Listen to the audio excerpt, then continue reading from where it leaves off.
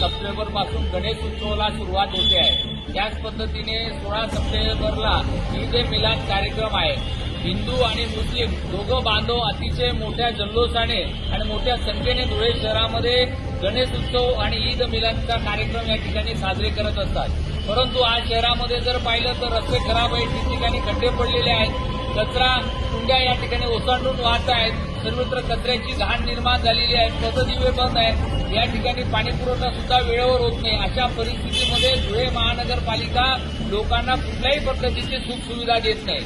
या संदर्भामध्ये राष्ट्रवादी काँग्रेस पार्टी शरदचंद्रजी पवार पक्षाच्या वतीने आज आम्ही आयुक्त यांची या ठिकाणी भेट घेतली आणि मागणी केली की ईद मिलाद आणि गणेश उत्सवाच्या पूर्वी या शहरातले रस्ते दुरुस्त करण्यात यावे, पथदिवे जे बंद आहेत ते दुरुस्त करण्यात यावे, कचरा जो शहरामध्ये ठिकठिकाणी पडला आहे तो उचलण्यात यावा आणि पाणी पुरवठा सुरळीत करण्यात यावा, अशा पद्धतीची मागणी आम्ही या ठिकाणी केलेली आहे। येणाऱ्या 2 ते 3 दिवसामध्ये जर या मागण्या मान्य झाल्या नाही तर राष्ट्रवादी काँग्रेस पार्टी या ठिकाणी आयुक्तांच्या दालनामध्ये धरण्याला बसेल, अशा पद्धतीचा इशारा आम्ही या निमित्तानं दिलेला आहे।